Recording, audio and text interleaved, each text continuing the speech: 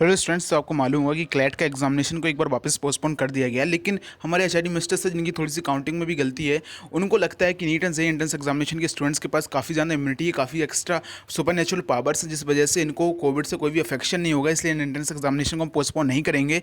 जबकि नीट और जेईई के अलावा जितने भी एग्जामिनेशन एनटीए करवाता है, उन एग्जामिनेशन को भी यहाँ पे एनटीए ने फर्दर के लिए पोस्टपोन कर रखा है। तो स्टूडेंट्स, जैसे कि आपको मालूम होगा कि neat and JEE entrance examination का जो मुद्दा है वो अब आपका central government versus state government बन चुका है। जो नॉन बीजेपी रूलिंग स्टेट्स हैं वो neat and JEE entrance examination को पोस्टपोन कराने के लिए एक डिमांड कर रहे हैं। उन्होंने सुप्रीम कोर्ट में भी अप्रोच किया है। तो वहीं पे अब बीजेपी जो रूलिंग गवर्नमेंट है वो कहीं ना कहीं से अब ये कह रही है कि उन सेफली एग्जामिनेशन कंडक्ट करा सकते हैं। कल उन्होंने एक वीडियो मैसेज जारी किया था जिसमें आपके गोवा के चीफ मिनिस्टर्स, कर्नाटक के वहाँ पे आपके डेप्यूटी चीफ मिनिस्टर, उसके बाद फिर आपके यहाँ पे गुजरात के चीफ मिनिस्टर थे। आज आज वो कह रहे थे कि एग्जामिनेशन को उन्होंने जो स्टेट लेवल एंट्रेंस एग्जामिनेशन को सेफली कंडक्ट कराया है। तो आज अभी recently Yogi Adityanath official Twitter handle पे एक ट्वीट किया गया जिसमें उन्होंने लिखा कि प्रदेश सरकार नीट तथा जेईई के परीक्षाओं के आयोजन का समर्थन करती है। विगत 9 अगस्त को राज्य में बीएड की परीक्षा संपन्न हुई जिसमें लगभग 5 लाख अभ्यर्थी थे।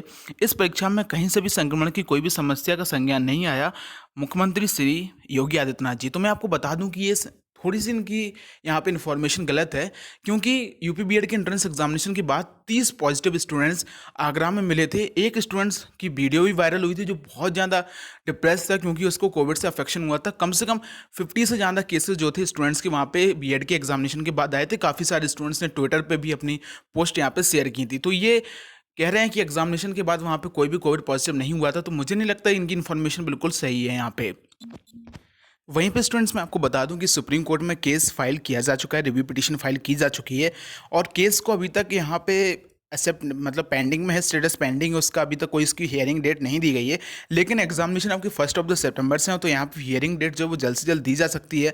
और रिव्यू पिटीशन में थोड़ी सी इस बार सुनवाई ज़्यादा देर तक इसलिए हो सकती है क्योंकि 6 अलग स्टेट से यहाँ पे पिटीशन आई है, तो वहाँ पे थोड़ा सा यहाँ पे सुनवाई हो सकती है। और central government versus state government का ये मामला हो गया है, तो यहाँ पे थोड़ा सा सुनवाई होगी और मे बी क्या पता सुप्रीम कोर्ट को बच्चों के ऊपर दया आ जाए कि इस एग्जामिनेशन को यहाँ पे पोस्टपोन कर देना चाहिए। वहीं पे आज कांग्रेस की तरफ से और other non ruling state government की तरफ से ऑल ओवर इंडिया में यहाँ पे प्रोटेस्ट किया गया कि neat and JEE entrance examination के बच्चे, छोटे छोटे बच्चों के ऊपर जो 18 ईयर तक के बच्चे हैं, वो उनका अपना करियर का जो पहला स्टेज है वो स्टार्ट यहाँ पे करने वाले हैं। आप उनको कोविड के अफेक्शन में एग्जामिनेशन पेपर दिलवा रहे हैं तो उनकी हेल्थ के ऊपर काफ़ी ज़्यादा रिस्क होता है। अगर किसी बच्चे को कुछ हो जाता है तो फिर उसकी जिम्मेदारी कौन लेगा।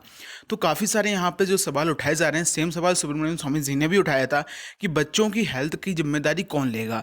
अब सब कुछ आपका पीएमओ के ऊपर डिपेंड है, सुप्रीम कोर्ट के ऊपर डिपेंड है। लेकिन समझ में बात ये नहीं आ रही है कि प्राइम मिनिस्टर हमारे कंट्री के इतने प्रोटेस्ट के बाद, इतनी स्टूडेंट्स की डिमांड के बाद अभी तक उन्होंने एक छोटा सा भी यहाँ पे एक्शन नहीं लिया है। इसके रिगार्डिंग जो भी अपडेट्स आएंगे स्टूडेंट्स मैं आपको देता रहूँगा। लेकिन आपसे रिक्वेस्ट है कि आप लोग अपनी स्टडी पे फोकस रहें, बिकॉज ये सारा का सारा भी गवर्नमेंट के हाथ में है। और गवर्नमेंट ने अगर सोच रखा है कि वो एग्जामिनेशन पोस्टपोन नहीं करेगा किसी हालत में, तो एग्जामिनेशन वो पोस्टपोन नहीं करेंगे। Thank you.